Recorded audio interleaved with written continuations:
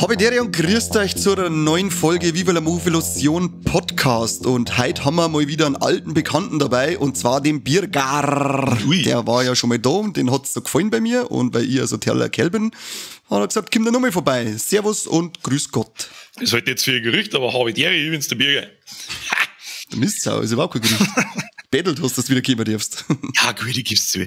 Sechstes. Aber ist ja selbstverständlich, das ist der beste Podcast, den wo geben tut, und da möchte ja jeder einer. Der beste Postcast. Wo gibt? Ja, Postkasten aufhängen, da wir nicht Podcast aufnehmen, mit einem Postkasten aufhängen. Das ist mein secondary Job. Yeah. Birger, verzeih mir, was schmerzt wir denn heute durch? Weil nicht jeder hat vielleicht die erste Folge, in der du dabei warst, gehört. Drum, für die Leute, die es nicht wissen, wir machen heute. Ja, das verstehe ich aber auch nicht. Wenn du die erste Folge nicht gehört hast, dann soll jetzt das tun. Heute geht's um Aliens, beziehungsweise Alien 2 halt einfach. Die Rückkehr. Genau, weil wir haben euch ja beim ersten Mal versprochen, dass wir die anderen Teile auch noch durchsprechen. Das hat zwar jetzt eine Zeit lang gedauert. Wir sind sehr viel beschäftigt. Alt, fett und langsam. Genau, und das ist halt einfach ein Thema, das bringt der Film mit sich, da kommen wir nicht raus. Aber jetzt haben wir wieder mal kurzfristigen gemeinsamen Termin geschafft, um drüber zu reden. Aber bevor wir anfangen, muss ich mich nochmal entschuldigen für eine Sprachbehinderung, die ich im ersten Teil an den Tag gelegt habe, weil aus unerfindlichen Gründen ständig statt Chess Buster gesagt habe. Das stimmt, ja, das ist mir aufgefallen im Nachhinein. Irgendwie ist mir das dann erst beim Kontrollhören danach aufgefallen, aber dachte, ich kann es jetzt aber nicht nochmal drüber schmerzen. Was hast du wieder für einen Schlager gehabt, du Vollidiot? Aber, naja. Weiß ich nicht. Drauf geschissen. Kommt vorher, weiß ich aus sicherer Quelle. Was? Üble Nachrede schon wieder, hör mal auf jetzt. Ja, okay.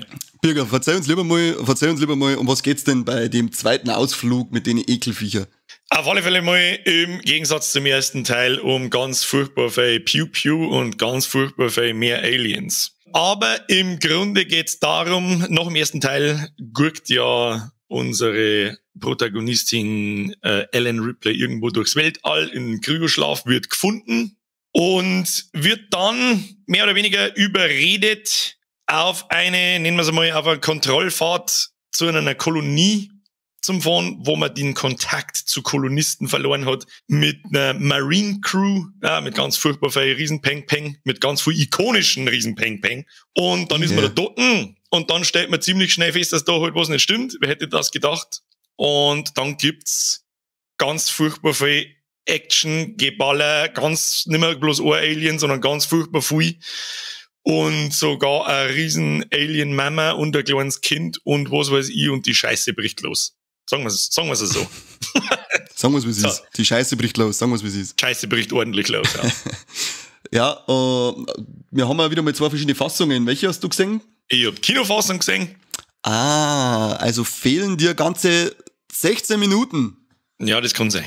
Das ist nicht gut, weil die 16 Minuten sind nämlich echt nicht schlecht. Und zwar gibt's beim Director's Cut ein paar zusätzliche Szenen, die ein wenig mehr Charaktertiefe verleihen. Wir erfahren zum Beispiel am Anfang, dass, weil Ellen Ripley wird ja da 57 Jahre nach Teil 1 erst gefunden. Da erfahren wir dann, dass sie eine Tochter hatte, die aber leider mittlerweile verstorben ist. Das habe ich irgendwann einmal in so YouTube-Videos rund ums Alien-Franchise und so habe ich das einmal gesehen, dass diese Szene offensichtlich existieren soll, wo sie da sitzt und hat dann ein Beutel von ihrer Tochter in der Hand. Genau, auf dem es aber auch schon eine betagtere Frau ist. Und jetzt nagelt mich nicht fest, aber ich meine, dass das sogar in echt ihr Mann war, wenn mich nicht alles täuscht. Was? Irgendwas hätte ich da mal gelesen. Ich bin mir jetzt aber nicht mehr sicher, ob das nicht nur so ein kleines Ding ist. Aber das stellen wir mal in Klammern, das könnt ihr euch selber dann irgendwo im Internet suchen, ob das stimmt oder nicht. Ja, ganz kurz muss ich da reingrätschen, das hat jetzt zwar nicht so viel damit zu tun, aber Alien Isolation, ein Spiel, da spielst ja die Tochter von der Frau Ripley, das ist mir ein Leffe gefallen. Warum ich einen Leffe habe, das erzähle ich euch, wenn es älter seid. So Spritzen auch dabei? Und ich glaube, das Kind, ich bin mir nicht mehr hundertprozentig sicher, aber das ist auch schon wieder so lange her, das ist schon wieder 6 Jahre her. Aber da glaube ich, wird darauf eingegangen, wird auch auf diese Szene eingegangen. Glaube ich. Bin mir aber nicht hundertprozentig sicher. Egal, tut überhaupt nichts zu sagen. Mach weiter. Ich hab's auch gespielt, aber ich kann's jetzt auch nicht mehr sagen, weil ich bei dem Spiel irgendwann abgebogen bin nach gefühlt immer wieder das Gleiche. Aber gut, wie du schon sagst, machen wir weiter. Weiter ein kleiner Vergleich. Man sagt dann noch in so einer kleinen Anhörung, dass ihr Offizierslizenz abgenommen wird oder aberkannt wird erst einmal, weil sie ihr halt auch nicht glauben und weil so ungefähr sie ist schuld an der ganzen Kasala. Und was für mich ziemlich coole Änderungen sind oder Erweiterungen in dem Fall, man sagt dann auch die Kolonie, man sagt ein bisschen das koloniale Treiben. Und wir sind ja da auf dem Planeten, die Kolonie ist auf dem Planeten, auf dem im ersten Teil das Signal kehrt wird und dann dieses Schiff gefunden wird, das wir auch im zweiten Teil jetzt wieder sehen. Und auch dann eben sehen wir die ganzen Alien-Sakras dann überhaupt in die Kolonie eingekommen, und zwar übertragen von den Eltern der kleinen Newt, die wir später dann auch noch finden. Gibt's da nicht sogar diese Fanmade-Movies? Gibt's da nicht auch so einen ganz Kurzfilm, so 10 Minuten, da wo es genau um das geht? Vielleicht ist ja das einfach nur die Szene gewesen. Da hat's doch vor 2 Jahren diese einzelnen Fanmade-Filme, die glaube ich, haben sogar öffentlich einfach zugänglich auf YouTube, die dauern so 10 Minuten. Mhm. Und da ist, glaube ich, mitunter genau das kommt, oder wird da Fanmade halt gemacht. Das ist natürlich keine Hollywood-Produktion, aber schaut verdammt gut aus, haben verdammt gut gemacht. Ja. Da glaube ich geht's genau um das, was du gerade gesagt hast, mit der Newt, ihren Eltern und so weiter und so fort. Ah, okay, das kann sein. Ich hab von denen gelesen, von den Fanmade-Videos, aber ich hab's nicht gesehen. Unbedingt anschauen, haben ganz schön gut gemacht. Ja, da ist ja wie bei den Star Wars Fanmade-Sachen, die sind nie Hollywood gemacht oder so, aber die schauen teilweise so unglaublich gut aus, dass du sagst, das muss doch aus Hollywood kommen. Ja, man stelle sich vor, man macht einen Film und hat wirklich Bock drauf und sagt nicht bloß Dollar. Ja, genau. Bling, bling, bling.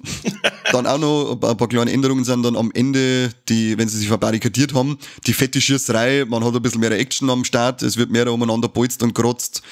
Und ganz zum Schluss kommt noch der Vorname vom Hicks dazu. Sie verabschiedet sich dann und dann heißt, kommt zurück, also bis dann Hicks, und er sagt Dwayne, ich heiße Dwayne, und sie sagt Alan. So erfahren die zwei, wie ihr Vorname ist. Und das nur im Director's Cut, beziehungsweise Special Edition. Also unbedingt reinschauen, wenn ihr es wissen wollt, wie die zwei mit Vornamen heißen. Beziehungsweise er. Sagst du, das habe ich bis jetzt nicht gewusst. Dafür bin ich da. Ja. Ich lass mich gern berieseln. Ich bin zu meiner Bespeisung da, nicht zu deiner. Pumpt mich voll mit Infos. Was gibt's noch im Director's Cut? Ja, nichts mehr. Ja, gut. Ja, okay, kann man sich einmal geben, ist jetzt aber auch nicht ausschlaggebend, glaube ich, ob da der Film dann besser oder schlechter gefällt. Ja, ich finde, er gibt die Figuren ein bisschen mehr Charakter, sag ich jetzt einmal. Die Schießerei, ich finde die ganze Belagerungsszene, nennen sie jetzt einmal, die finde ich an sich schon in der Kinofassung cool, und die kriegt halt da auch noch mehr Spielraum, und für mich halt der wichtigste und coolste Aspekt ist halt das, dass man wirklich das Kolonialtreiben auch noch in, was werden das gewesen sein, 5-6 Minuten ausgearbeitet kriegt und nochmal sagt. Es fügt sich schön ein in den Film, und für mich, also ich mag einen Director's Cut sogar lieber als die Kinofassung dann. Ist auch die favorisierte Version vom Regisseur selber, vom James Cameron, den wir diesmal als Regisseur am Start haben, und auch von der Sigourney Weaver, die glaubt, dass sie sogar gesagt hat, das habe ich gestern irgendwo gelesen, wenn der Extended Cut oder also eben diese Special Edition, wenn die nicht aus dem Licht das Tageslicht erblicken darf, dann spielt sie nie wieder Ripley. Ja, kann ich nachvollziehen. Die lustigerweise habe ich mir gedacht, wie ich die Kinofassung angeschaut habe, und habe mir dann so, wenn es zu dieser Kolonie dann hinkommen und alles ist verlassen und so weiter, dann kommen sie da rein, und dann siehst du schon die ersten Spuren vom Alienblut, das sie irgendwo durch den Boden gefressen hat, sie kapieren halt noch nichts, wo das herkommt und so weiter und so fort. Genau in dem Moment habe ich mir auch gedacht, so, es war eigentlich ziemlich geil, wenn es da so ein Spin-off im Prinzip gehen hat, wo man genau das sagt, wie das da hergegangen ist bei den Kolonisten. So erzählst du, dass im Director's Cut das Zeug vorkommt. Give me Director's Cut! Musst du gucken, ist gut. Muss ich mal, Das einzig geil Dumme beim Director's Cut, das ist, wenn dann die Family von der Newt da umeinander guckt, und dann finden sie eben das komische Hufeisenschiff halt, und dann sagt Mama so, soll man nicht vielleicht lieber Bescheid sagen, was wir es gefunden haben, und dann sagt der Papa, nein, jetzt schauen wir erstmal, was das ist, nicht, dass uns dann noch auslachen, weil es ein Krampf ist. Das ist ein, was weiß ich, 800.000 Kilometer groß Hufeisenschiff. Wer darf die denn auslachen, dass dieser Käse ist und nichts Besonderes in Gottes Namen? So ein Schwachsinn. Ja gut, nein, ich sag nichts. Nein, ich sag jetzt lieber nichts. Ich sag lieber nichts. Ja, das heben wir uns noch auf, oder? Was du jetzt am nächsten. Ja. Aber das war so ein Satz, wo ich da sitze und denke mir so, was? Ja, okay. Es hat mit Gewalt wieder irgendein Grund gesucht worden, dass sie jetzt da dumm reinlaufen. Nicht mehr und nicht weniger. Also ich kenne die Szene nicht, um Gottes Willen. Aber ich kann mir dann so einigermaßen denken, wie es halt dann hergeht. Wurscht. Gehen wir zurück. Wie schaut's denn eigentlich aus? Also, wenn wir jetzt mal natürlich von zweiten Teil schmerzen, müssen wir uns einmal drüber unterhalten, welcher gefällt dir jetzt da besser? Was favorisierst du für einen Teil? Oh, das ist unglaublich schwierig, weil es für mich, obwohl es im selben Universum spielt und natürlich ums Gleiche geht im Prinzip, zwei komplett verschiedene Filme sind. Ja.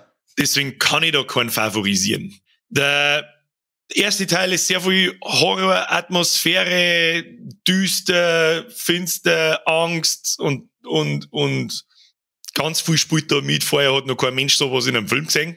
Haben wir im ersten Teil drüber geredet. Und im zweiten, der zweite ist der ist einfach viel actionlastiger. Finde ich trotzdem die Atmosphäre mit einer Rasierklinge auseinanderschneiden, nach wie vor. Aber das nimmt einfach gleich ganz anders Fahrt auf. Du hast nicht so das beklemmende Gefühl von der Mini-Crew, die absolut wehrlos ist, weil sie nichts da haben außer nix. Und im zweiten Teil rennst du da halt mit einem Marine Squad ein, der übrigens vor Macho-Gehabe nur so strotzt. Wenn ich sagen will, was für ein Film das Beste ist, sag ich, kannst du nicht. Geht einfach nicht.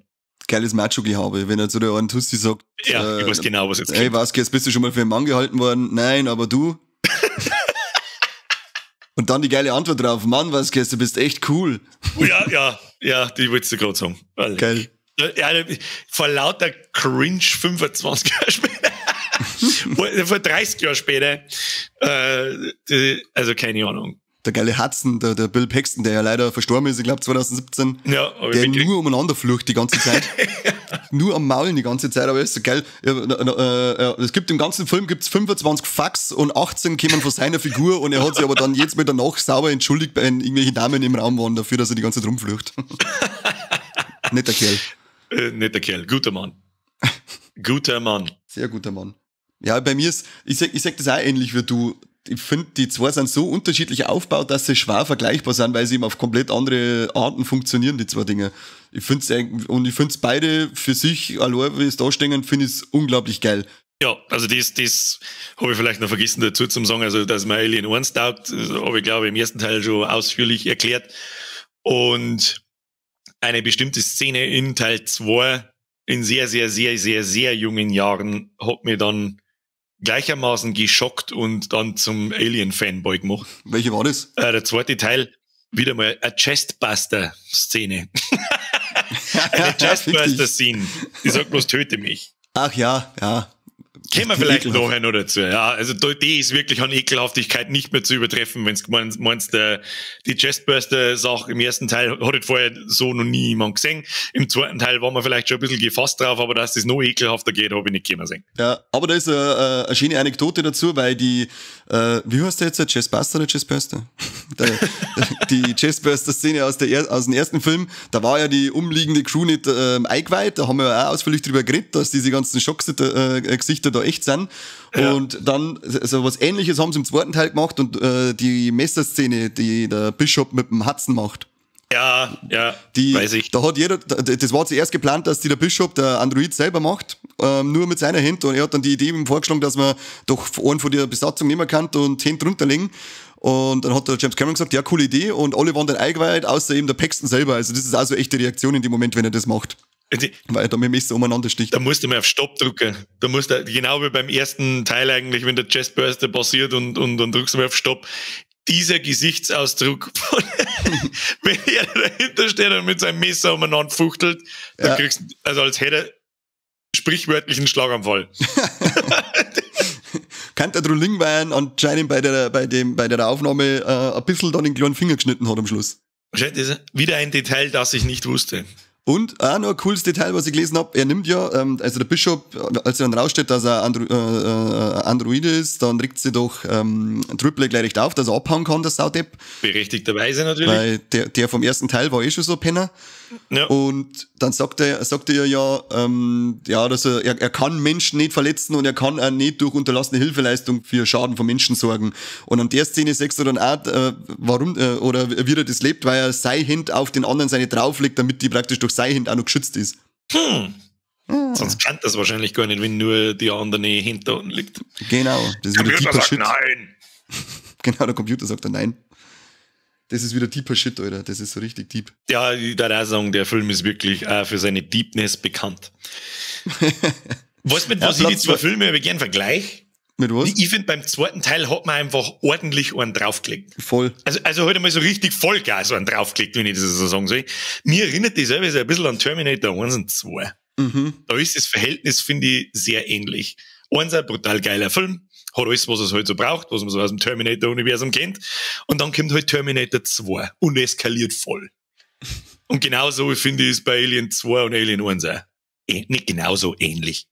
Ja, stimmt. Wie gesagt, da, wie wir es auch schon gesagt haben, halt in eine komplett andere Richtung geht. Und das halt wirklich, der ist halt vom Bohr weg, ist der Alien 2 ein Actionfilm. Ein grundsolider, geiler Actionfilm, der sich aufs Wesentliche reduziert und gar nichts anderes darstellen möchte als das, was er ist. Und zwar ein geiler Sci-Fi-Actionfilm. Finde auch jetzt, als ich wieder angeschaut habe, immer noch sehr ansehnliche Effekte, dafür, dass er von 1986 ist. Ja. Kann man die immer noch sehr schön anschauen, die Dinger. Ich überlege jetzt gerade, ob mir da irgendwas aufgefallen wäre, wo ich sage, okay, schaut absolut kacke aus, kriege ich einen Vogel.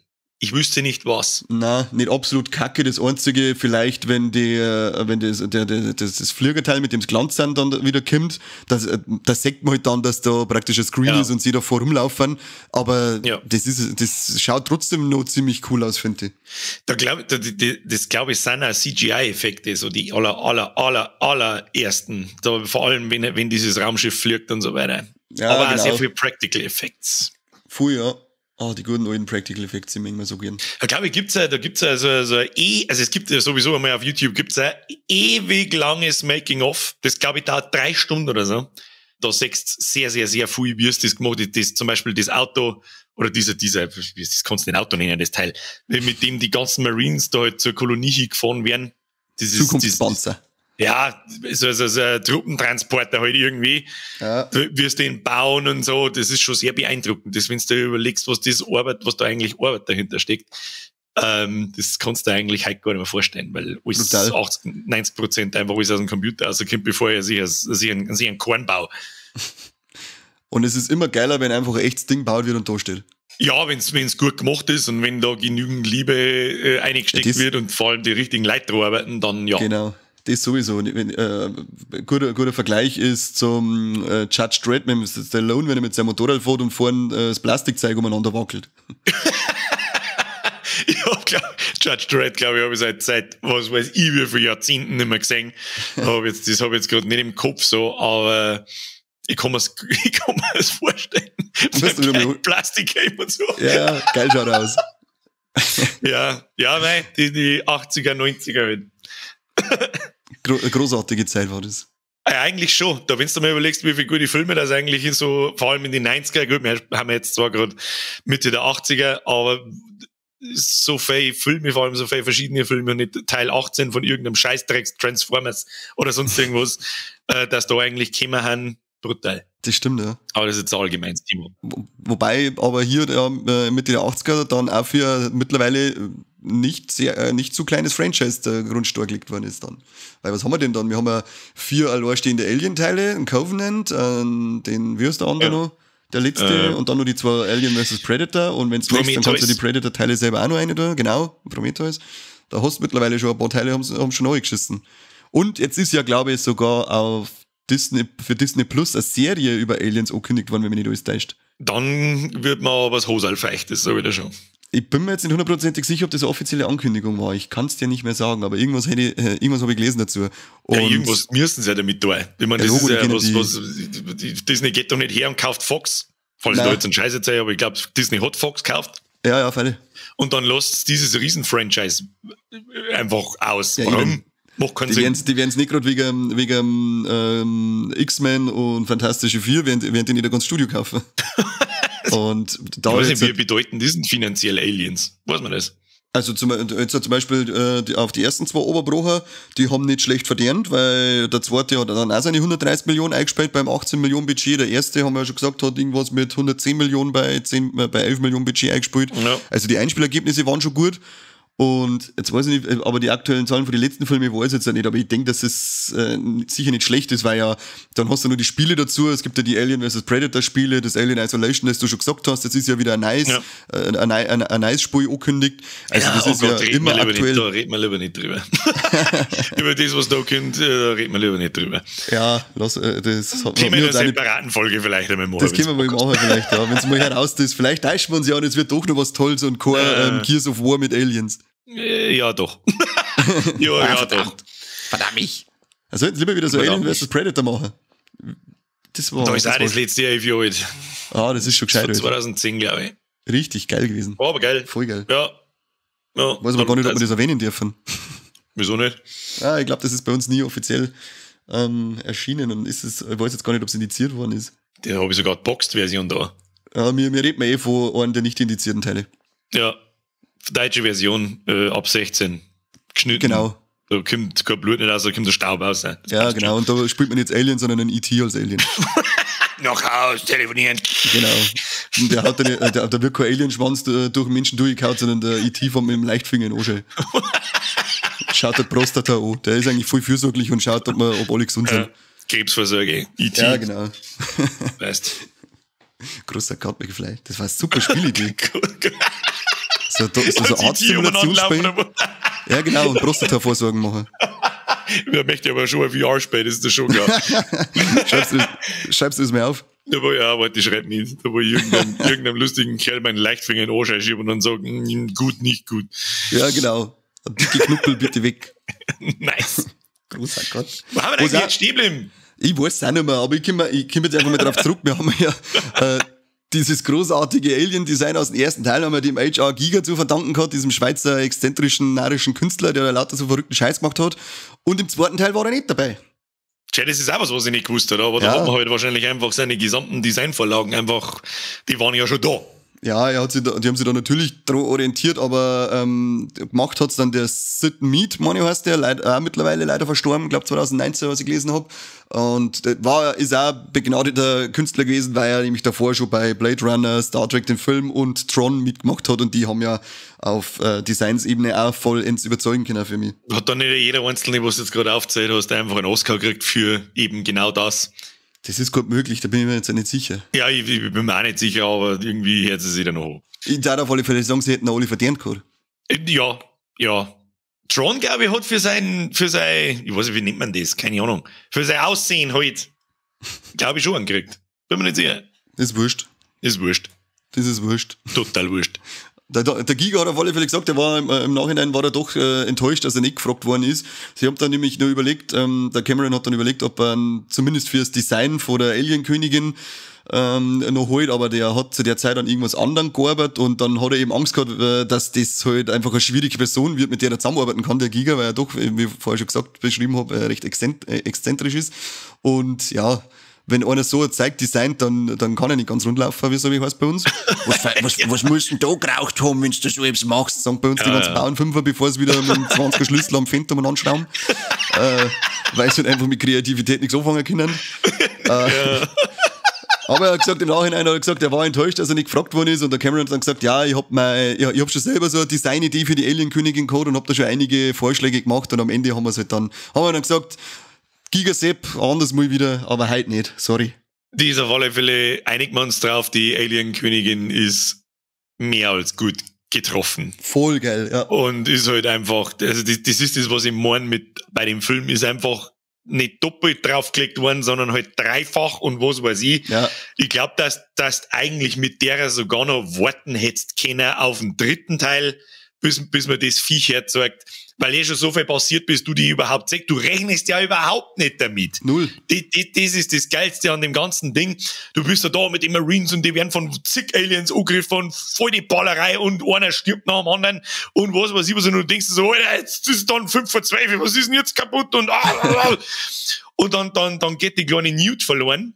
Und dann kommt halt unser Ripley, unsere Superfrau, und holt halt das Mädel zurück in einer Solo-Mission und lässt sie 5 Minuten vorher noch schnell sagen, wie das sehr ikonische Impulsgewehr übrigens. Über die Waffen redet man nachher ein bisschen, ne?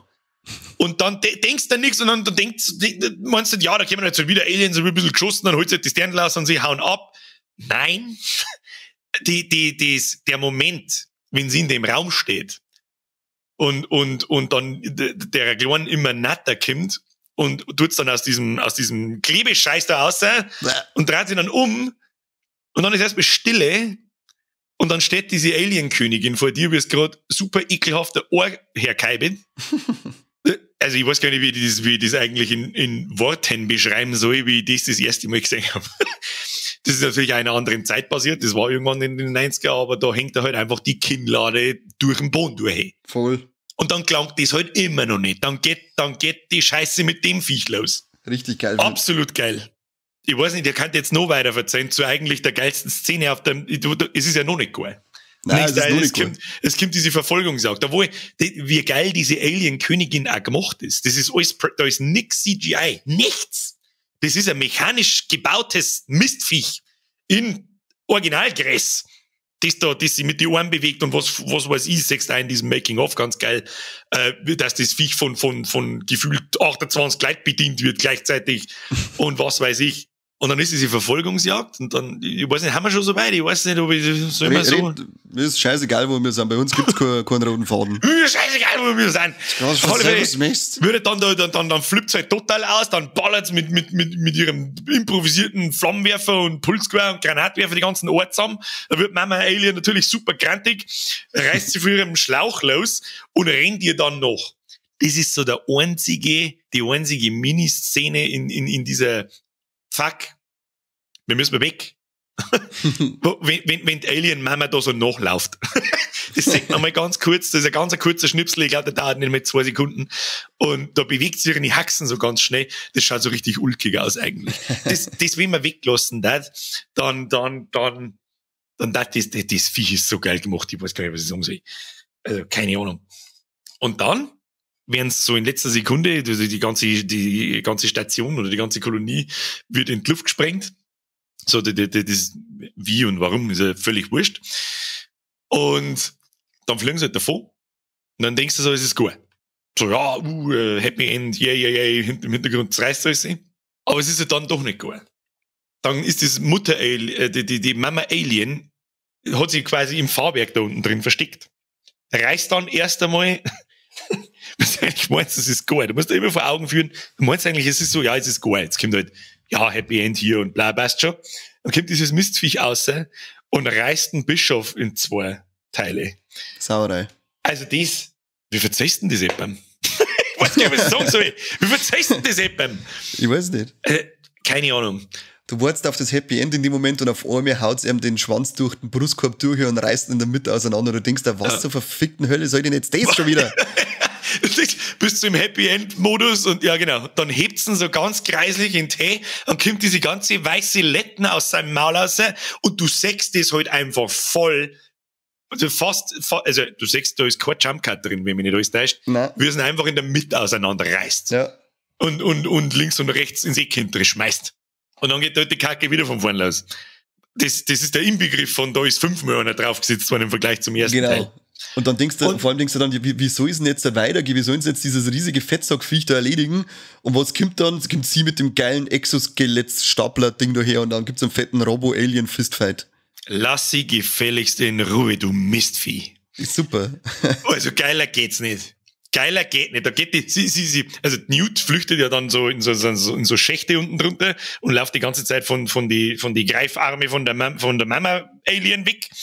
Und sie bringt sie in Sicherheit eben in diese Abstellkammer, da wo eben dieses Exoskelett drin steht. Und dieser Moment, wenn die Tür wieder aufgeht und sie steht mit dem gelben Riesenteil da, geht 3 Schritt, 4er, Kamera zoomt eine, lass sie gefälligst in Ruhe, du Mistvieh. Pure Gänsehaut, Alter. Voll Nur geil. geil. Krieg ich jetzt. Krieg ich beim Verzeihen Ja, wieder. ich sitze da und hab Gänsehaut. Absolut geil. Möchte ich mir schon wieder anschauen. Und jetzt habe ich ihn erst zweimal angeschaut, weil ich extra Kinofassung und die Director's Cut hintereinander angeschaut habe, damit ich ein bisschen einen Vergleich habe. Du warst so fleißig, hast du beide angeschaut. Ja, ich habe leider keinen Zugriff auf Director's Cut. Ich muss mir irgendwann einmal kommen und muss sagen, gib. Ja, gib mir und dann sage ich, lass mich gefälligst in Ruhe, du Mistvieh. Dann mache ich einen auf IT und Prostata untersuchen. Die geht angeschaut, das kannst du schon machen. Die ist groß wie der Golfball, da darfst du immer schauen, was los ist. Golfschläger draufzünden, dass es zu spät ist. Ja, nein, das machen wir bitte nicht. Okay. Dem ist ekelhaft, weil wir aber beim Finale sind, was ja ziemlich cool ist, es wird ja dann am Ende, heißt ja, wie viel Zeit haben wir noch? Glaube irgendwie so 15 Minuten und die Zeit entspricht, die der Bischof ihr dann sagt, entspricht genau der Dauer von dem ganzen Finalding, wenn sie dann wegfliegen. Also, das finde ich einfach ziemlich cool, wenn es dann heißt, okay, jetzt haben wir noch, sag ich jetzt einfach mal 15 Minuten Zeit und genau so lange dauert dann das, bis sie das Kind holt und wieder zurück aufs Schiff kommt und das Ding dann zerreißt. Das habe ich. Das kann sogar sein, dass mir du das einmal gesagt hast oder dass ich es auch in so einem Making-of oder so einmal gesehen habe. Ja, das passt auf alle Fälle. Passt das auch im Director's Cut dann noch zusammen? Oder haben da in dieser Endszene quasi, also in dieser Verfolgung dann und Mama Alien und bla bla bla, gibt's da noch irgendwelche Add-ons von der Director's Cut-Fassung? Nein, ich glaube, die sind beide so lang mit den 15 Minuten. Das Einzige, was da noch dazukommt, ist eben das gegenseitige Vornamen-Song. Diese kleine romantische Szene mit Michael Biehn. Ja. Haben wir noch gar nicht gesagt, ist ja der Michael Biehn dabei. Geiler Auf, mag ich. Wo hat der Nummer gespielt? Zuletzt eben erst bei Mando. Ah, okay. Mingma. Den Mingma. Den Mingma, ja, den mag ich auch. Den Mingma auf alle Fälle. Cooles Ding ist auch noch, du hast doch sicher auch He-Man angeschaut und He-Man-Spielsachen gehabt. Nein, wir haben ja nichts gehabt damals, du hast nichts gehabt. Ja, wir haben nichts gehabt, aber es war uns wurscht, weil die anderen haben auch nichts gehabt. Ja, eben, die haben noch weniger gehabt meistens. Ja. Das war wirklich ganz gut. Weißt du noch das komische Spider-Viech? So ein Spinnenreit-Ding vom Skeletor? Nein. Ich hab bloß das Battle Cat Panda gehabt. In lila. Ah, okay. Auf alle Fälle dieses Spider-Ding, das haben sie sich geholt, damit sie die Bewegungen von die Facehugger irgendwie nachsteigen können, damit schauen könnten, wie können sie die eigentlich bewegen, wie könnten die laufen. Stimmt, es gibt ja wieder Verrat im Film. So einer, der da wieder bloß mitfliegt, so, wir wollen mal bloß ein bisschen schauen, aber der eigentliche Plan ist ja, so ein Xenomorph quasi zum Klauen und wieder mit heim zum nehmen, weil er Forschung und bla bla bla. Weil er Hurensohn ist. Für Biowaffen wollen sie es dann, als Biowaffen wollen sie es vermarkten, oder? Die Scheiß, weil da ist ja dann natürlich, auch die Wayland Yutani, da stellen sie da wieder mal schön als Husos in den Vordergrund. Ja. Und der behinderte Burke stellt sie als Oberhuso in dem Film da. Ja, und der möchte doch, also da liegt dann, das erste Mal finden sie halt dort Newt und dann legen sie sich doch zum Schlafen und dann schläft Newt unterm Bett und dann legt sie sich dazu und dann schlafen sie beide da drin das erste Mal und dann sperrt es doch ein. Also das weiß man halt zu dem Zeitpunkt noch nicht, dass das der Burke war, aber das wird dann ziemlich schnell klar. Und dann sind sie eingesperrt in so einem Krankenzimmer oder was auch immer das da ist, mit einem sich am Facehugger. Und ich glaube sogar mit 2. Stimmt, einen killen glaube ich, und der andere, den anderen, ja, der hat sich dann fast. Am Ende killen es beide, ja, genau. Einen davor und der andere macht ein bisschen mehr Kasala. Ja, Kasala. Und die sieht man da umeinander laufen. Deswegen der Ding jetzt gerade drum mit diesem Spider-Viech. Ja, genau, und die Szene haben sie geübt. Ich hoffe gerade für den Typen, der sich das damals der die Idee gehabt hat und hat gesagt, das kaufe ich jetzt nicht, damit wir das zum Probieren hernehmen können, dass er sich das aufkommen hat, weil ich glaube, das Ding ist mittlerweile ein paar $100 wert. Ich glaube, dass ihn ein paar $100 nicht interessieren. Glaube ich. Was ist He-Man-Ding oder was? Ja, das scheiß Spielzeug. Das scheiß Spielzeug. Ich hätte so gerne noch jetzt niemals hergehen dürfen. Ja, mir liegt's auch. Ich hab so viele geile Sachen gehabt und alles ist fort. Alles habe ich verkauft für Drogen. für anderes Spielzeug, sowas. Ja, für Prostata-Untersuchungen. Stimmt. Scheiß Prostata-Untersuchung. Schluss jetzt. Ja, der IT macht nichts umsonst. Die macht nichts umsonst. Also eine kleine Anekdote habe ich da auch noch, also was heißt Anekdote, sondern da gibt es ein Interview mit dem James Cameron, da wo er erklärt, wie er das gemacht hat oder wie sie das allgemein gemacht haben und rumprobiert haben. Wenn ihr, kurz bevor der zweite Facehugger ihr dann ins Gesicht springt und sie den dann nicht abholt und kämpft damit und die Klar schreit umeinander und so, sieht man den Facehugger vorher also auf so ein umgeworfenes Bett zulaufen, dann springt er auf das Bett auf, springt von oben und dann in die Kamera rein. Das haben's Frame für Frame teilweise im Rückwärtslauf gemacht und das dann einfach mit rückwärts, vorwärts, ganz furchtbar schnell zusammengeschnitten, so dass dir fast gar nicht, wenn der keiner erzählt, dann fällt dir das nicht auf. Aber wenn du in der Szene mal darauf aufpasst, so, hey, das haben sie rückwärts aufgenommen, dann fällt der Vollgas auf. Mhm. So wenn dir das Viech dann in die Kamera springt und dann in ihrem Gesicht drin hängt. Ja. Tut also was, coole Tricks mit dem Rückwärtslaufen, das weiß ich noch von Planet Terror, oder ist das also, ich glaube, da kotzt dann der Tarantino selber kotzt dann irgendwie so Schleiche und die fahren dann aus und das haben sie auch zuerst also im ausgefahrenen Zustand hingelegt und haben es dann irgendwie eingesaugt und dann haben sie es praktisch rückwärts laufen verlassen, die Aufnahme. Das ist immer ein ziemlich cooler Effekt. Im The Thing haben sie das auch so gemacht. In diese komischen, den habe ich vor kurzem erst so geschaut. Beide, also den alten, den Originaler und das Remake. Das Remake ist ein Totalausfall und der alte, mein Gott, der ist halt alt, also der ist halt steinalt. Aber kein Remake. Was? Das ist kein Remake. Was ist denn dann? Das ist ein Prequel. Da ist man nicht die Schlussszene, ist die Anfangsszene von The Thing. Er ist auf alle Fälle schlecht wie Scheiße. Und warum? Sagen wir's, was es ist. Warum? Weil es alles mit dem Computer gemacht haben. Dass ich so viel Speim kriege und vor allem bei dem Film waren die ganzen Figuren schon gebaut, das war schon alles gemacht hergerichtet für die handgemachten Effekte und dann haben sie gesagt, halt! Ich hab mir gerade so ein neuer VTech-Computer geholt, jetzt kann man es mit dem programmieren. Weil genau so schaut's aus. Genau, so schaut's nämlich aus, wie diese Dreckseffekte. Ich kotz. Ja, dieser Umschwung zwischen diese Practical Effects, die machen so viel aus. Die machen so viel aus bei diesen Filmen aus der Zeit. Liegt vielleicht aber auch ganz schwer daran, weil wir halt auch dort direkt aufgewachsen sind. Ich glaube, ich bin jetzt nach dem Film geboren. Was? Ich bin sau jung, du bist sau alt. Das stimmt überhaupt nicht.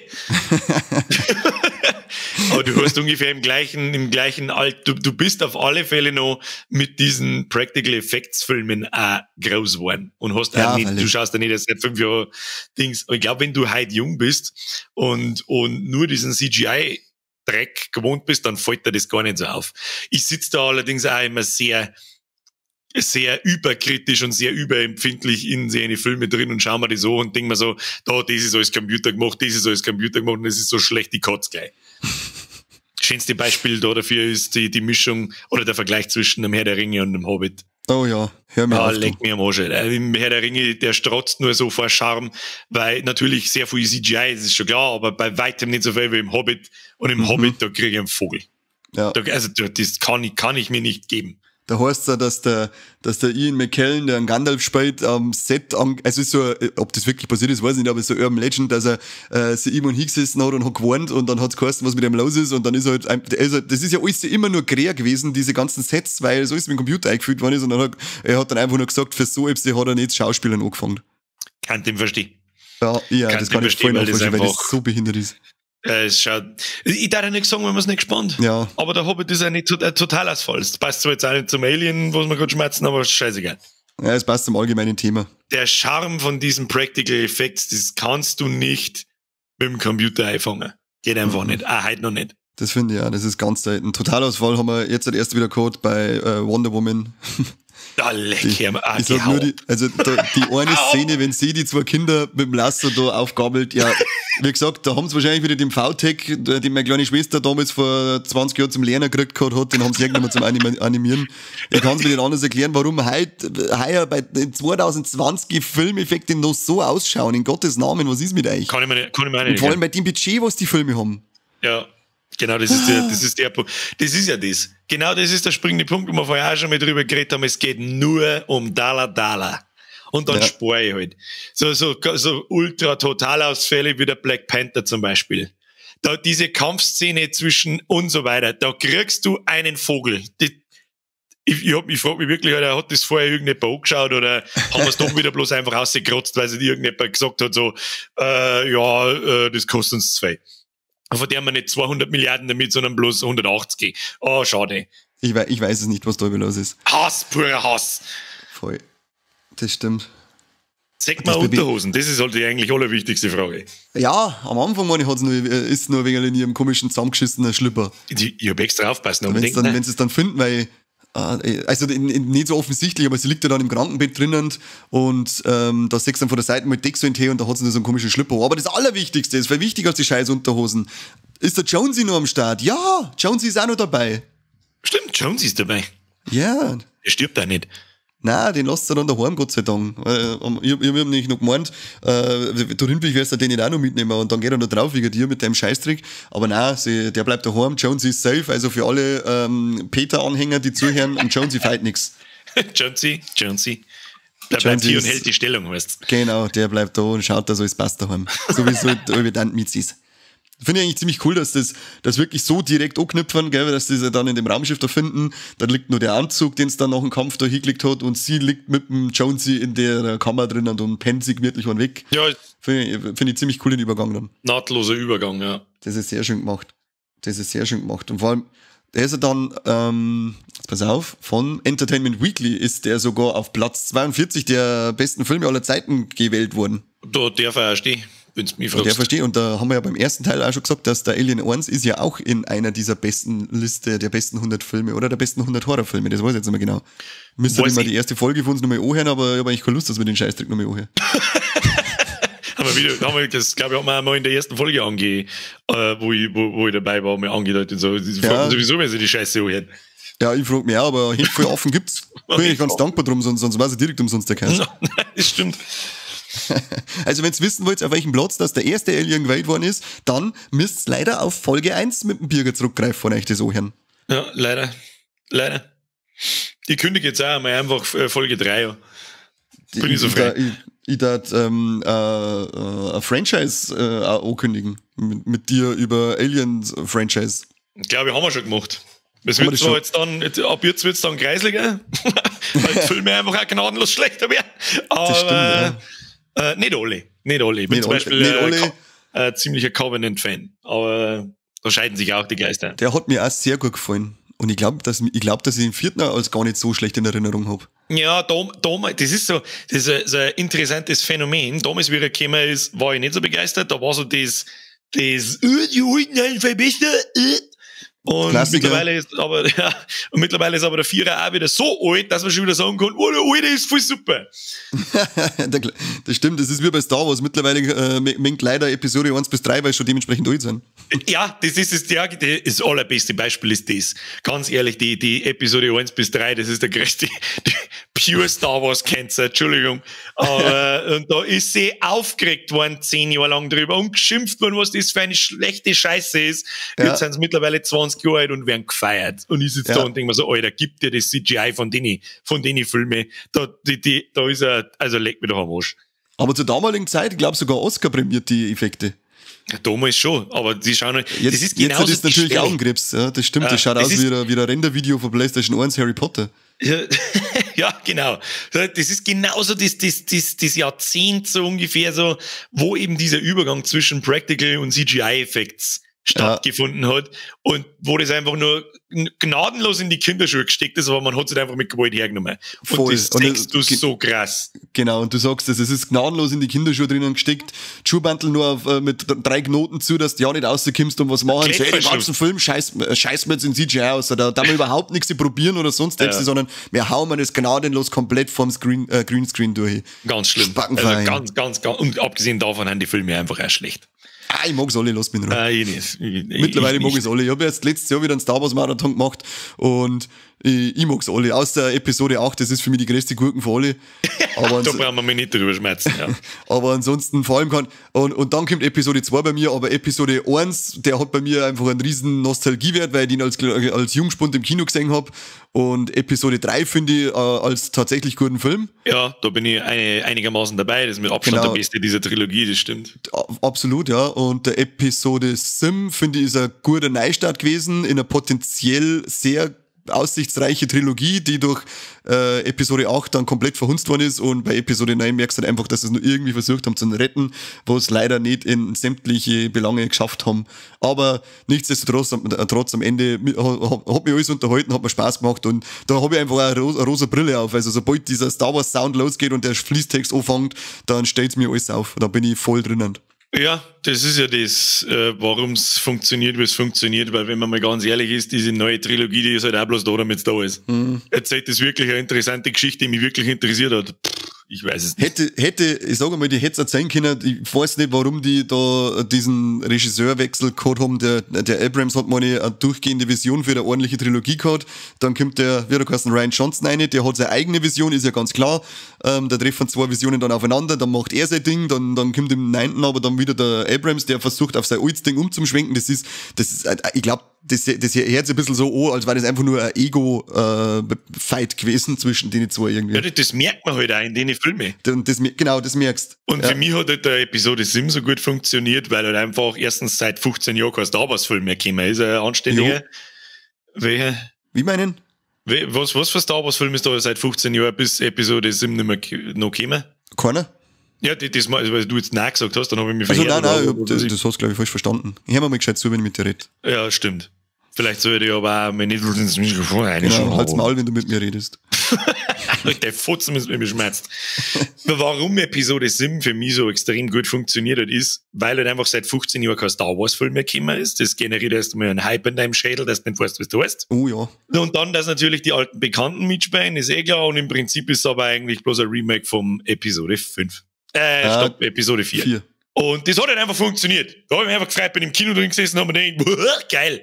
Aber wenn man dann das einmal anschaut, nochmal und halt wirklich so, ich möchte eigentlich gerne was Neues sehen, kriege ich da eigentlich was Neues, so, Ja, das kriegst du nicht. Also für mich finde ich so ein guter, er hat die alten mitgenommen, aus den Gründen, die du gesagt hast, und er hat halt die neuen, er hat halt auch viele neue mitnehmen können. Das war eigentlich so eine ganz gute Gratwanderung, der Teil Sim. Ja, so eine, da hat man auch noch nichts gewusst von dieser nicht vorhandenen Charakterentwicklung. Wie es weitergeht. Von bestimmten Personen. Egal, anderes Thema. Genau. Das Thema kann man vielleicht nochmal aufgreifen, wenn man dann über Covenant und so schmatzt oder Prometheus, weil da war's ähnlich, finde ich. Ja, dass man eben seit Jahren kein Alien-Material mehr kriegt und dann kommen diese Filme. Aber das werden ultimative Spoiler, die hauen wir euch jetzt nicht um die Ohren. Öhrchen. Sondern erst später. Mie. Coole Randnotiz noch. Der Transporter, mit dem die Marines und die Ripley dann zu dem Planeten fliegen, wo die Kolonie ist. Wie heißt denn der eigentlich? Der hat irgendwas mit IV, oder? Heißen die? Mal leck. Ich glaube, irgendwas mit IV und Ziffern auf alle Fälle. Ich weiß jetzt auch nicht mehr, wie der Planet heißt. Das Schiff heißt auf alle Fälle Sulaco. Und das ist das ist die Name, Alter. Das ist Blät. Das ist der Name der Stadt aus dem Roman Nostromo vom Joseph Conrad, und Nostromo ist ja bekanntlich das Schiff aus dem ersten Teil. Schöne Referenz vom Cameron auf den Roman und den ersten Teil. Das ist sehr schön, sehr schön, sehr schön. Sehr schön. Wundervoll, zauberhaft. Hast du auch noch, das ist jetzt zauberhaft. Zauberhaft. Hast du auch noch schöne Fun Facts? Fun Facts, von denen ich wüsste, ja, tatsächlich, was mir ziemlich imponiert hat, ist eben nochmal zurück auf dieses 3-stündige Making-of, das da bei YouTube gibt, das hat mir sehr taugt. Da Sex ziemlich viel von dieser Schlussverfolgung sagt mit der Alien Mother. Da hat alles brennt rundherum und so, und da muss unfassbar heiß gewesen sein. Und Sigourney Weaver tragt Newt tatsächlich die ganze Zeit umeinander. Also die ist da nicht irgendwie aufgehängt oder irgendein Bullshit, sondern am Schluss sechst dann also ein Interview mit ihrer, wo es dann halt erklärt, was das eigentlich für eine Herausforderung war und wie scheiß anstrengend das war, den ganzen Tag das kleine Kind umeinander zum Drang, die Waffen umeinander zum Drang, die wo aus 2 Waffen bestanden ist und was weiß ich was, und rundherum hat alles brennen und da war es heiß und was weiß ich. Das hat ewig dauert und war unfassbar anstrengend. Das hat eigentlich Anerkennung verdient, wenn man mich fragt. Das ist nicht so anständig. Die hat ja schließlich $1 Million Kohle gekriegt dafür. Was? Weiß man das? Ja. 1 Million hat es für das gekriegt. Das war mal am Anfang ein recht großes Thema, weil der Cameron hat halt dann schon mal so das Screenplay gestimmt und die Idee dazu. Und dann hat's geheißen, er hat halt darauf aufgebaut, dass Ripley mitkommt, aber die hat oder eben Sigourney Weaver mitkommt, aber die hat halt bis dahin noch gar nichts davon gewusst. Und hat er nie für weitere Teile unterschrieben, und dann wollte Fox das erst gar nicht, dass die da mitmacht, und dann hat er jetzt so gesagt, ja, also er hat da gerade geheiratet und hat gesagt, jetzt machen wir mal unsere Flitterwochen, und wenn ich wiederkomme, dann ist die am Start, ansonsten mag ich auch nicht mitmachen. Und ja, am Ende ist dann Gott sei Dank, sage ich, darauf hinausgelaufen, dass sie bei dem Film mitgemacht hat, weil es halt einfach eine ikonische Rolle ist und ohne die Sigourney Weaver, glaube ich, da dann nie so gut funktionieren. Und was hätten sie dann wieder für eine Geschichte verzeiht, wenn sie nicht direkt an den ersten Teil mit ihr anknüpfen könnten? Oh ja, die Geschichte von Prometheus zum Beispiel. Auf die wir alle gewartet haben. Dankeschön. Sollst du nicht aber spoilern? Entschuldigung! Oh mein Gott. Aber sonst weiß ich nicht mehr recht viel. Außer, dass ich mit 6 Jahren auf der Geburtstagsfeier von meinem damaligen Nachbarn, das war so 1902, ja, ziemlich genau im März 1992, also vor sehr langer Zeit. Und die waren alle älter wie ich. Das war halt einfach der Nachbar, ich weiß nicht, wie alt er war nicht, der hätte den Film auch noch lange nicht sehen dürfen. Und da waren halt die ganzen Spätzchen da und ich halt auch, weil meine Eltern halt da mit einer befreundet waren und so, dann waren wir halt da dort. Und dann schauen sie die an seinem Geburtstag halt Alien 2 an. Und ich erinnere mich halt nur noch an diese Chestburster-Scene, da wo diese Tussi an der Wand hängt, total ausgemagert und lettig und und du meinst, sie ist tot und dann macht sie halt ihre Augen auf, da kriegst du erst schon mal einen Herzinfarkt und dann kommt halt das Viech da raus und sie zünden es mit dem Flammenwerfer an. Und das habe ich halt als 6-Jähriger oder was weiß ich, 6-Jähriger, 7-Jähriger, irgend sowas. Auf alle Fälle war ich weit entfernt davon, wann ich das sehen hätte sollen. Und mehr das war kurz schlimm. anmerken, dass meine Sprachbehinderung anscheinend ansteckend ist, weil du sagst nämlich jetzt auch schon zum zweiten Mal Chestburster statt Buster. Für mich ist das aber ein Chestburster und kein Chestbuster. Hast du nicht? Jetzt erkenne ich mich überhaupt nicht mehr aus. Ist doch egal. Jetzt pass auf. Nein, das googelt jetzt, weil ich mich nicht mehr auskenne. Schnell googeln. Was? Chest? Heißt nicht Burster oder Buster? Ich sag Burst. Ich sag, dass er Burst heißt. Ah, nein, warte, das ist ein Lied. Hä? Chestbürsteln. Hey, das gibt's sogar schon mal hier. Da gibt's einen Künstler, der heißt Alien Queen. Und das Album heißt Xenomorph. Und da gibt's ein Lied, das heißt Chest Burster, du hast recht. Problem, Alter. Alter! Alter! Gib wieder auf alle Fälle ein Bier aus, wenn wir wieder mal zusammenkommen dürfen. Ja, 2025 brauche ich kein Bier mehr. Da muss ich alles nachhin, was ich nicht trinken habe dürfen in der Zeit jetzt. Alles wieder anstrengend, Junge. Ah, ich wollte gerade sagen, da werden sie mein Leben verabschieden. Sonst weiß ich aber auch nichts mehr, außer dass er ein unfassbar guter Film ist. Ja, ich habe den leider nicht so in jungen Jahren gesehen. Ich habe den sogar ziemlich spät gesehen. Ich glaube, dass ich ihn mit Anfang 20 das erste Mal gesehen habe. Da habe ich dann Predator habe ich schon gesehen gehabt und dann bin ich erst irgendwann einmal auf Alien gekommen. Darum habe ich leider nicht so ein traumatisierendes Kindheitserlebnis. Das habe ich nur mit richtigen Horrorfilmen gehabt, wie eben Nightmare on Elm Street und so. Die haben mich dann geprägt. Ja, die habe ich erst sehr spät gesehen dann. Also ich habe da halt dann angefangen. Predator habe ich dann auch ziemlich schnell gesehen, damals dann. Weil es mich dann halt auch interessiert hat. Natürlich, ich habe mich nicht mit 7 Jahren für den Predator interessiert. Aber so die Filmsucht hat dann schon sehr früh angefangen, so mit 11, 12. Mhm. Und dann war der größte Film aller Zeiten, From Dusk Till Dawn. Frag mich nicht warum. Er war ja Weltklasse. Das stimmt. Aber gut, sonst weiß ich nicht mehr recht viel. Das gute alte dann auf die Nacht runterschleichen, in Zeitung einschauen, ob bei irgendeinem Film, da interessiert nicht der Name, sondern es interessiert, ob drunter steht Horror, ob der halt auf die Nacht kommt, den man sich dann anschauen kann, wenn man schläft. Er muss auf alle Fälle, damals hat es geheißen, er muss ab 18 sein, Uncut, schwarze Hülle, große Box. Da warst du aufgestellt. Das war das Wichtigste. Geil, geile alte Zeit, Mann, ich möchte jetzt wieder haben. Erinnern wir uns lieber drüber, wir hätten es nicht noch mehr haben. Sagen wir es, wie es ist. Ja, schon. Auswahlmäßig. Ich möchte jetzt aufs Knöpfel drücken und dann ist so kurz einmal wieder wie damals, zumindest das Feeling und dann wieder zurück. Ja, das war schon cool. So, weiß ich auch nichts mehr. Gut, ja, der Kruzifix, dann bereite ich mich gescheit vor. Ja, lass mich. Lass du mich in Ruhe, du Mistvieh. Warum haben wir uns nicht gegeben? Heute. Na, warte, erst müssen wir unser tolles Beziehungsspiel machen, Birgster. Oh Gott, Beziehungsspiel, ja bitte. Ja, sag uns doch einmal, was ist für die bei Aliens die Rückkehr das absolute Highlight und der größte Scheißdreck? Die Alien Queen, der ganze Abschnitt am Schluss, da wo du eigentlich meinst, das ist gut, und dann kommt die Alien Queen und dann kommt dieser Fight mit diesem Exoskelett, das ist einfach Kinnlade durch den Boden durchdreschen, absolut geil. Absoluter Scheißdreck. Na, leck. Schwer, gell? Ja, was suchst du jetzt da? Und normalerweise tue ich mich wirklich nicht schwer mit irgendeinem künstlich erfundenen Scheißdreck zum Finden, der mir jetzt gerade nicht passt. Endlich sagst du das, dass das alles die künstliche Kunst, über das du aufregst.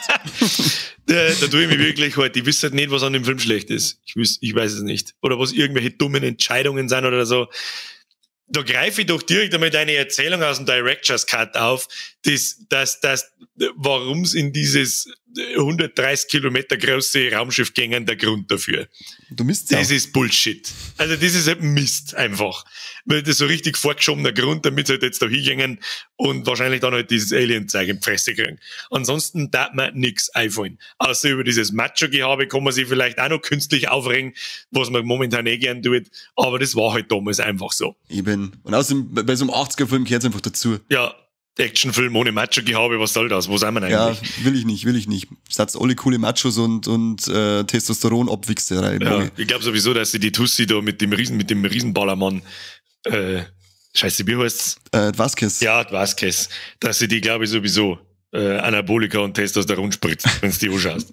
Ja, aber sie hat die Knarre nicht selber gehalten bei den Schussszenen. Da ist anscheinend immer drauf, sind immer dann so Nahaufnahmen vor der Händen, weil sie kein Training gehabt hat dafür, wie man Waffen richtig hält. Und dann hat irgendein anderer, jetzt weiß ich nicht wer, aber irgendeiner aus dem Produktionsteam hat dann diese Nahaufnahmen dann irgendwie für sie übernommen. Okay. Und hat die Knarre richtig gehalten. Und in irgendeiner Szene hat es geheißen, sagt man das auch, dass es heute ersetzt zwei linke Hände, aber mir war jetzt das nicht aufgefallen, aber in dem Fall wo man dachte, das kann doch nicht so schwer sein, oder? Dass ich so ein Scheißding. Das war mir auch nicht aufgefallen, weil ich eben aus den Making-ofs weiß oder gemeint hab zum Wissen, dass sie die Knarre schon selber druckt. Und das sagt man auch, dass sie selber druckt. Das schon, aber das sind dann so Aufnahmen, wo man es irgendwie direkt auf den Griff, wie es heute und umeinander rotzt. Also Nahaufnahmen, da sind das nicht ihre Hände, habe ich gelesen. Okay, interessant. Und aber gut. Und jetzt zum Schluss fallen mir doch noch ein paar Sachen sogar, über die sie eigentlich, unsere Schandmäuler, gehört uns eigentlich sofort dann auf die Fotzen gehauen, warum wir uns über diese ikonischen Dinge nicht unterhalten haben. Ich sag bloß das Impulsgewehr und den Ton davon. Ja, weißt, wenn man Bilder hören kann, dann das von diesen Pulsgewehren, dann die Riesenknarre, die, wo halt eben, wenn wir gerade geredet haben, die Vasquez in dahinter, mit dieser Autosuche und diese Rumgeballer. Diese geile Knarre von ihr und ihrem Kollegen, mit der es da immer umeinander rotzen. Ja, und wie sie sich bewegen, wenn sie sich umdrehen und so, das ist ja an ihnen, die haben ja so eine Halterung an der Brust dort, da wo das Teil, weil sie sonst gar nicht dran können und so. Ziemlich geil gemacht von der Optik, dann der Sound von den Impulsgewehren, dann finde ich, ist der Flammenwerfer in dem Film einfach extrem ikonisch, auch wenn es Flammenwerfer schon vorher gegeben hat, aber egal. Und das Allerwichtigste, der scheiß Bewegungsmelder. Ja. Ikonischer geht nicht. Der macht ihn narrisch. Wenn's dann die Chlor, wenn's unten im Wasser ist und dann heißt, sie müssen das da aufschweißen, damit sie die Chlor raushören und dann immer schneller wird das Piepen, immer schneller und immer mehr Punkte sechst, dass die Viecher auf sie zugehen. Das macht mich fertig. Ja. Und das haben sie dann auch in die Spiele, finde ich, in die Alien vs. Predator Spiele und so weiter, ist das einfach, die Sounds, wenn sie nicht so hören, den Bewegungsmelder, wenn es nicht gibt, dann hau ab, Spiel. Genau, dann lass mich bitte, mag ich nicht Spiel mit dir. Ja, mag ich auch nicht. Nein, ich spiele lieber wieder einen Landwirtschaftssimulator als den Scheiß. Ja, so ein bisschen, weiß ich nicht, mit dem Fiat Bulldog umeinander finden. Da ist auch noch eine Lust, die fällt mir jetzt gerade noch eine Anekdote wegen die Waffen, weil Sigourney Weaver, die ist ja absoluter Waffengegner und sie wollte von Cameron eigentlich, dass er sie ohne Schusswaffengebrauch schreibt, ihr Figur diesmal. Dann hat er sie wieder auf den Schießstand genommen, hat sie wegen umeinander horzen dürfen, dass sie mal sagt, wie voll Spaß, dass das macht, und dann hat sie gesagt, ja, okay, machen wir, und dann hat er so geil gesagt, ich glaube, das ist sogar im Making-of oder im Audiokommentar von der Blu-ray dabei, hat er dann so geil gesagt, another liberal bites the dust. Scheiß Amerikaner. Scheiß Amerikaner. Ja, wenn sie so viele gute Filme machen hätten. Ja, auch nicht mehr. Ja, stimmt. Die alten auf alle Fälle noch. Die guten alten. Das passt auf alle Fälle. Ja, dann jetzt sind wir noch ein bisschen ausgeschweift, aber dann komme ich jetzt und sage, was mir ganz gut gefallen hat und was mir nicht so gefallen hat. Was mir ganz gut gefallen hat, ist diese, wie ich es vorher schon genannt habe, die Belagerungsszene, die finde ich ziemlich geil, wenn sie überall, und diese mit Director's Cut ist halt die dann noch cooler, wenn sie dann überall diese Maschinengewehre aufstellen, die von selber schießen, und dann kommen die Punkte immer netter, und es heißt, die können doch da gar nicht sein, bis es dann eben herausstellt, dass es über einer sind. Das ist eine ziemlich geile, spannende Szene, bei der es mir jetzt mal wieder voll mitnimmt. Stimme zu. Und was mir nicht gefallen hat, da muss ich mich dir anschließen, beziehungsweise hast du dich mir angeschlossen, weil es bei die Szene gestellt hast, du Schwanz. Die dämliche Begründung, warum die Eltern vor der Newton reingängen, weil es sonst ausgelacht werden, wenn sie ein 100 Kilometer großes Schiff finden und meinten das vorher schon, bevor sie es gründlich inspiziert hätten. So ein Kass! Kein Mensch darf da so reagieren. Aber gut, Nörgeln auf hohem Niveau. Ansonsten ist dieser Film echt ein absolut grandioses Action-Highlight für mich. stimme absolut zu 100% zu. 100.000%. 100.000? Flip aus. Triple Threat, Alter. Gibt's Titten? Ja. Level 9000 plus. Gibt's Hallo, Titten? ob's Titten gibt. Titten? Titten? Nein. Ich glaube nicht. Nein, gibt es nicht. Gibt's Trompeten entblößt? Nein. Ah, nicht. Wieder nicht. Und gibt's tote Tiere? Also Alien-Mistviecher, nein. Ja, lass was sein. Sagen wir ja, weil Alien, die sind ja auch eine Lebensform, oder? So tierisch irgendwie. Ja, aber wer das drin anfängt, dass die alle in 1000 Stückel springt, dem kann ich halt auch nicht helfen dann. Ich möchte wetten, dass es Leute gibt, die das nicht anschauen können. Das war eigentlich so geil, wenn es irgendwelche so Peter Karens gibt, die sich über sowas aufregen. Das war so geil. Geilen Peter Karens. Das war so geil. Du fährst das Internet und ich schwöre dir, du findest jemanden, der sich beschwert, weil die Aliens da umgebracht werden, weil es das nicht sein kann. Und weil sie von echten Aliens vertont werden. Ja, genau, das ist das Nächste. Ja, okay, jetzt gehen wir wieder in den Kase. Hör auf damit. Hör auf damit. Ich sag wieder mal, fettes Merci, Birger, dass du dabei warst. War wieder lustige Runden. Nichts zu danken. Sage ich merci fürs Eiland. Freue mich auf die nächsten Folgen. Ja, ich hoffe doch. Ja. Habe ich Bock. Ja, das war auch cool, weil ich habe auch Bock. Und wie wir beim ersten Mal schon gesagt haben, Bock drauf, jetzt das ganze Franchise durch zum Schauen. Auch wenn jetzt halt einige schwere Stunden auf mich zukommen. Ja. Aber es hilft nicht. Am Ende habe ich Spaß dran. Ja, es ist jetzt nicht so, dass ich mich quälen muss, dass ich mir die Filme allesamt anschaue. Außer bei einem, da muss ich mich quälen. Da kann ich nicht rundum schmerzen. Das lässt sich ja nicht schön schmerzen. Da quäle ich mich durch, weil das ein Totalausfall ist von vorn bis hinten. Auwitzig. Aber der ganze Rest ist eigentlich okay bis sehr gut. Da ich auch sagen, ja. Der da kommt. Dann magst du mal unsere 14 Hörer sagen, was sie Neues machen müssen, außer liken und teilen. Schleudern. Mal auf YouTube schauen. Da hätte ich mir vorschlagen. Da gibt's nämlich die ganzen Podcasts auch. Da schaut da einmal ein Abo nicht. Ansonsten, ja, das ist sogar Pflicht, oder? Ansonsten da ich jetzt einmal sagen, falls es noch nicht gehört hast, hörst du jetzt einmal noch Teil 1 von Alien 1 an. Und wenn der dann noch furchtbar langweilig ist, dann hörst du den ganzen Rest an. Mittlerweile gibt's ja doch einiges zum Ohren. Oh ja, mittlerweile darf man bei über 60 Folgen sein. Ja, siehst du das? Ein bisschen Material, Leute. Da könnt ihr euch einen Lockdown noch beschäftigen damit. Ja, zum Eiheiteln oder so. Ja, auf alle Fälle zum Eiheiteln, weil die Scheiße stinklangweilig ist in der Regel. Und vor allem dann läuft's durch, das wird gut für euch. Das ist super. Es geht nämlich nur um Klicks. Das interessiert mich nicht, ob es das Herz ist. Wir sind rein auf Klicks und Abos, sind wir mir aus. Alles andere ist uns wurscht. Klickgeilen Wichser. Aber richtig klickgeil. Nice. Und dann sagen wir auch Danke an die Leute, die es anhören. Das ist wieder mal schön. Der Birger hat euch gesagt, was zum da habt. Und wir sagen mal Habadere und bis zu der nächsten Folge. Haut rein, Habadere.